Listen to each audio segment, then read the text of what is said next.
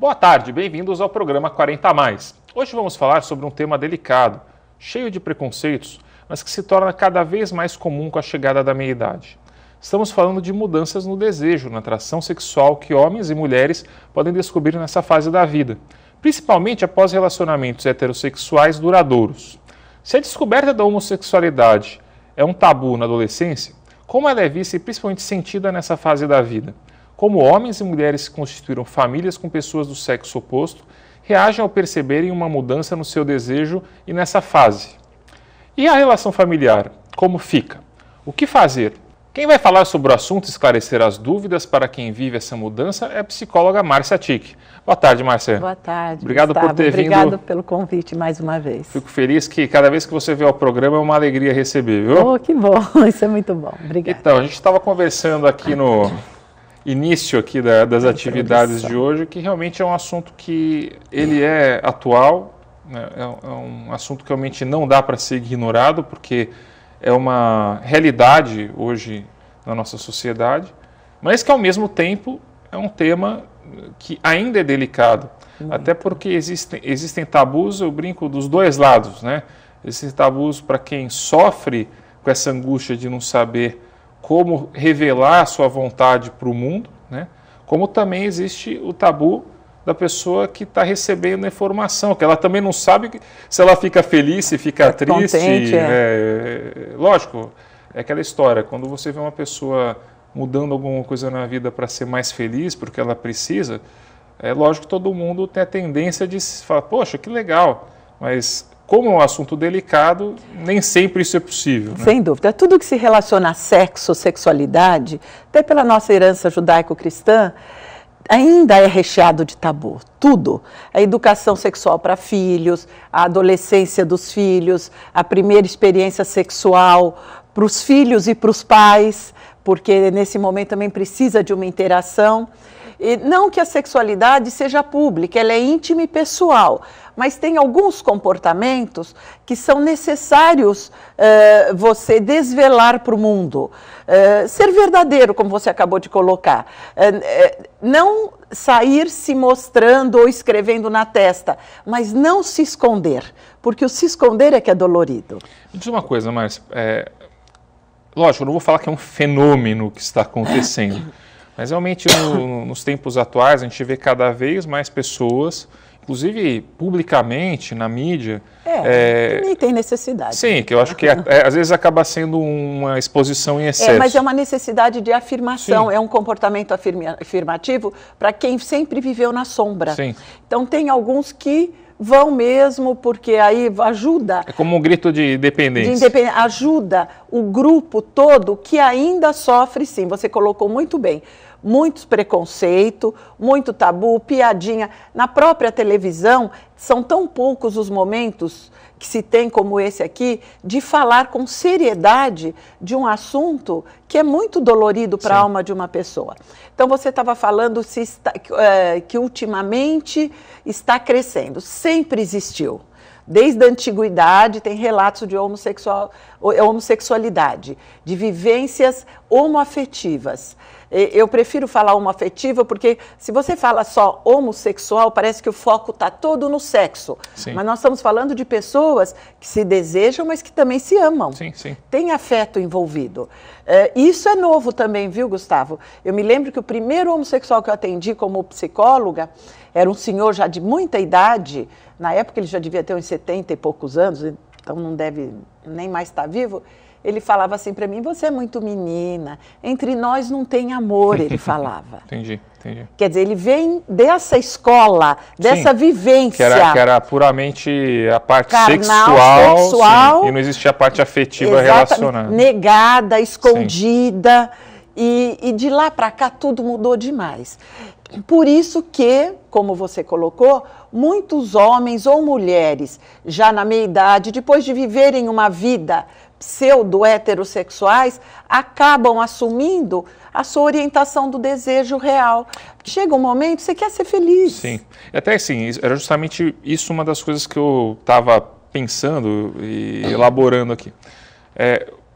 na tua vivência, realmente, no que você estuda, isso já era uma tendência que a pessoa reprimiu durante a juventude, até por força da sociedade, e que a partir de um dado momento na minha idade ela fala, não devo mais nada para ninguém, eu quero ser feliz, é isso aí. Então, segundo esse raciocínio, assim, a pessoa que já acabou desenvolvendo essa homossexualidade na minha idade, ela já tinha algo reprimido desde da infância, desde a adolescência, e que só veio à tona mais tarde, é isso? Eu não tenho dúvida disso. Mas isso não quer dizer que essa repressão, a pessoa passou incólume, por isso não. De alguma maneira, essa tensão aparecia, ou por doenças psicossomáticas, ou por um nervosismo, ou por uma sensação de infelicidade.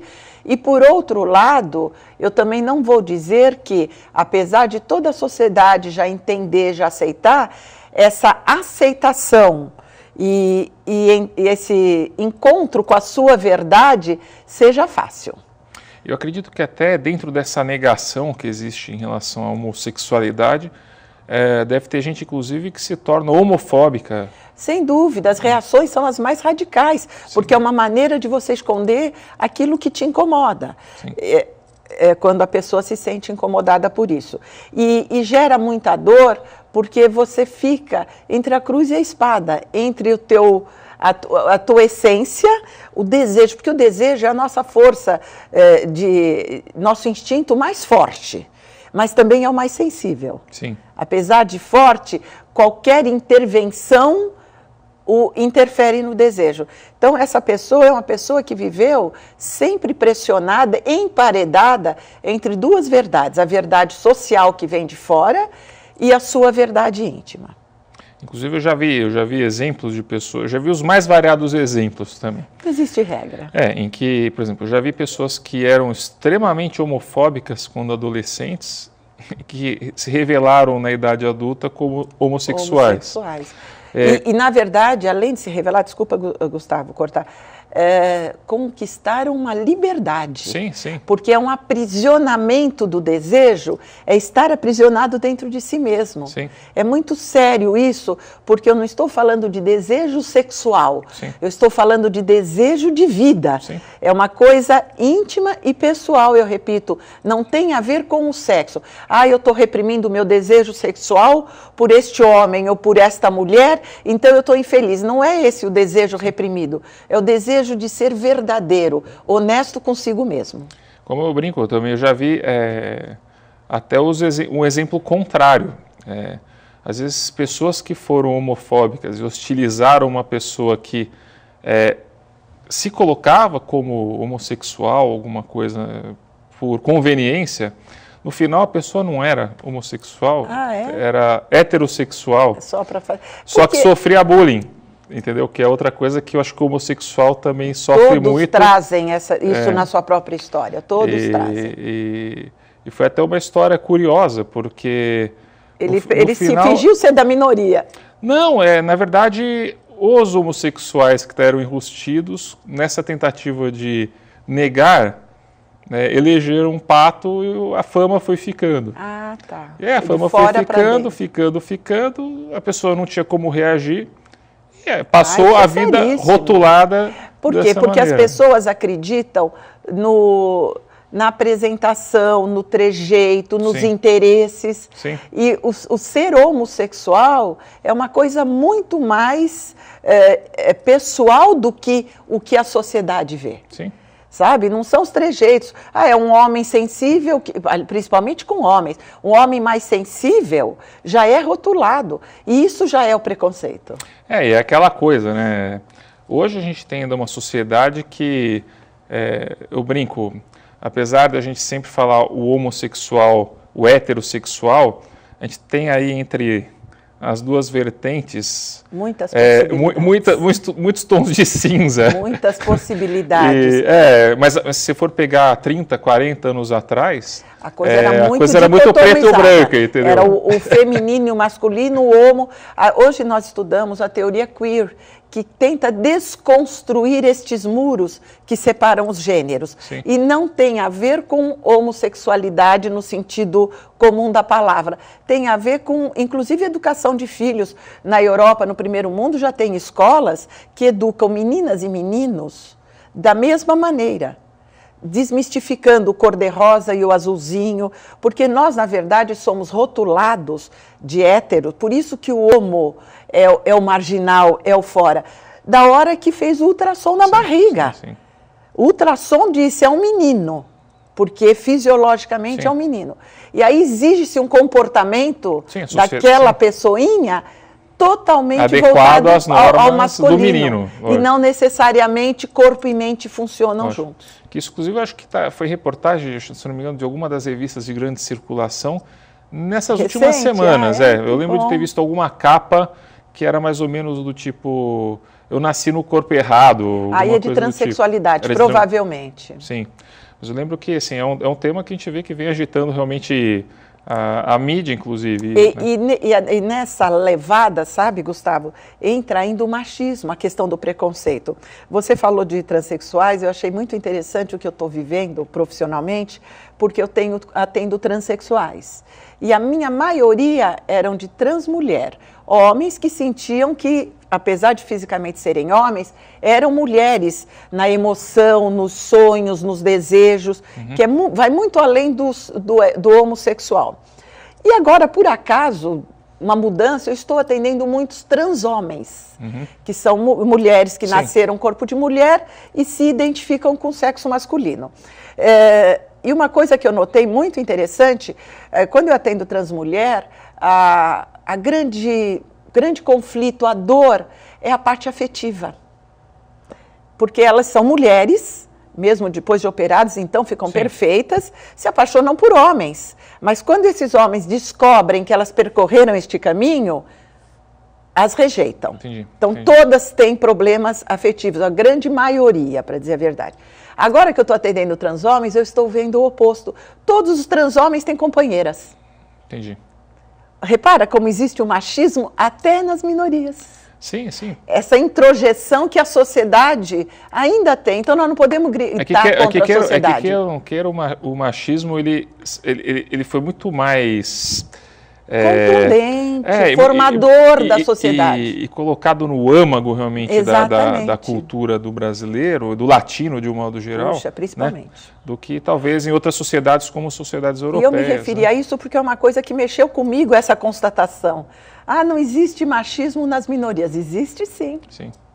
Você vê que até para se resolver um problema que aparentemente seria simples, ou seja, já dentro das minorias, as minorias já se equilibram, mas ainda assim tem os problemas de preconceito dentro das minorias. Dentro das minorias, exatamente. Sim. Bom, mas eu vou para um breve intervalo, eu volto daqui a pouco com o programa, tá? Para a gente continuar mais essa conversa deliciosa e também muito ilustrativa. O programa 40 Mais volta daqui a pouco. Até lá!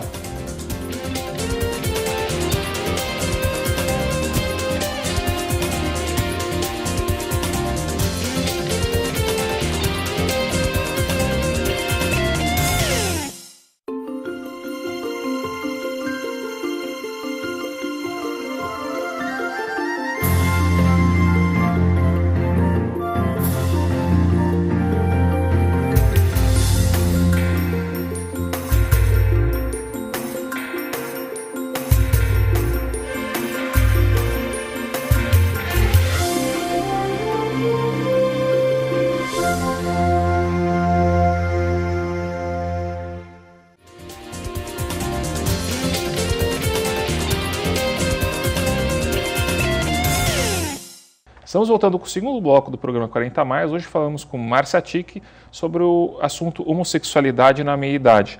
Um assunto que é muito importante de ser debatido e discutido e que não deve ser levado realmente com nenhum tipo de preconceito.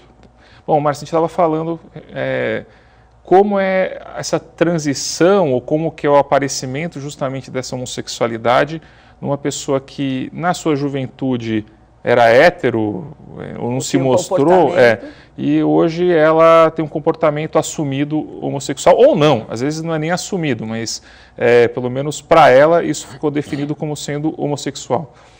Como que é para a família? Como é que isso acontece dentro do núcleo familiar dessas pessoas que já têm filho, estão casados? Nunca é facilmente digerido, nunca, porque é uma novidade. Mas hoje a gente já pode dizer que nem sempre é um drama, justamente porque temos chances de falar disso, as pessoas estão mais esclarecidas, mas sempre é muito difícil. É uma coisa que tem que ser muito bem trabalhada, muito bem colocada, para tirar todos os excessos nessa conversa de comunicação para a família, ou nessa percepção da família, tirar esses excessos que são recheados de preconceito, de maledicência e muito assim também de piada. Nós, se tivermos que brincar com alguém, a gente brinca sempre usando essa questão do gênero, da sexualidade. Então, tem que dar uma enxugada nessa leitura para que isso seja digerido. E nada como uma conversa verdadeira, de alma para alma, porque eu acho que o que tem que prevalecer nessa hora não é o assunto em si, o tema em si, é o afeto que une essas pessoas. Se esse pai que assumiu a sua homossexualidade tem um vínculo afetivo bom com os filhos, ele vai ser acolhido na dificuldade, ou na dor, ou na ultrapassagem dele. Assim como dos pais em relação aos filhos, que também é uma área muito difícil de se colocar. Recebo muitos pais que não necessariamente começam na porrada, sabe? Uma vez um rapaz falou assim para mim: o problema do homossexual não é porque ele sai na rua e sofre chacota, xingamento, é porque ele sofre isso dentro de casa também. E o inverso é verdadeiro. Então, eu acho que é muito importante que antes que se denuncie uma verdade dessa, se certifique, se fortaleçam os vínculos afetivos. Sim. Eu imagino que, assim, hoje a sociedade realmente ela está mudando e as próprias estruturas familiares estão mudando também, né? Então, a gente vê até filmes hoje, como o Minhas Mães, Meus Pais, em que você tem lá um casal homossexual de mulheres e o casal homossexual de homens, e na verdade o casal de mulheres acaba querendo inseminação artificial. E assim, então, realmente essa questão do carinho, acho que você tocou num ponto que... Não interessa a conformação familiar. Isso. Pai, eu acho o seguinte, né, eu posso estar enganado e você tem uma experiência muito maior, mas pelo que você me falou, desde que realmente a relação do pai com os filhos seja uma relação que, independente da opção sexual que ele tomou para o resto da vida dele, ele vai continuar sendo o pai. Sem dúvida nenhuma. E se isso não mudar, ou seja, independente da escolha desse, se o carinho continuar sendo o mesmo, realmente não é tão difícil realmente das coisas se acertarem. Eu acredito sim que deve ser um choque muito grande. E é estranho. Né? É estranho porque a sociedade vai dizer o pai dele, a mãe dele, ainda temos esse ranço. Sim. E não podemos falar que isso é um problema nosso, não é um problema. A civilização leva um tempo para digerir e construir novas configurações de pensamento, familiares. Deus queira que tudo isso que esteja em transformação seja no sentido de reforçar os afetos. Sim. Porque nós estamos vivendo uma sociedade também muito individualista. Sim. Ao mesmo tempo que a gente faz esse apelo, a gente sabe que é muito fácil um filho abandonar um pai abandonar um filho porque ele é homossexual. Sim. E hoje até independente da opção sexual. Independente, porque nós estamos vivendo uma sociedade individualista. Sim. Então, acho que quando a gente fala de minorias, quer seja racial, religiosa ou sexual, a gente está falando de união, de paz, de amor. Nós falamos isso corriqueiramente. Mas colocamos em prática na nossa vida? Nem sempre. Nem sempre. Posso falar de mim, de você, de todos, sem culpabilizar ninguém, porque o mundo está girando dessa maneira. Mas então é bom parar um pouco, pensar, refletir e se posicionar a partir do sentimento. Sim. E não da cabeça. E me diga uma coisa, por exemplo, em relação à posição socioeconômica. Isso muda em algum aspecto essa, entre aspas, transição? Ou não? Independente da posição socioeconômica da pessoa, sempre vai ser mais traumática ou menos traumática? Eu não sei da transição, desse assumir-se, mas a gente sabe que o grupo LGBT é um grupo que financeira, economicamente, culturalmente, está num patamar acima. Uhum. Porque para compensar a marginalidade que a sociedade os coloca, eles investem neles, para serem pessoas melhores, pessoas mais cooperativas, mais eficientes nas suas profissões. Então, via de regra, é um grupo economicamente mais estável e isso acaba obrigando a sociedade a aceitá-los. Sim. Porque nós ainda vivemos uma sociedade que valoriza o ter muito mais do que o ser. Não é crítica apenas, é uma realidade, é uma constatação. Sim. Agora, no que diz respeito em assumir-se, eu não saberia te dizer porque eu não tenho experiência nesse sentido.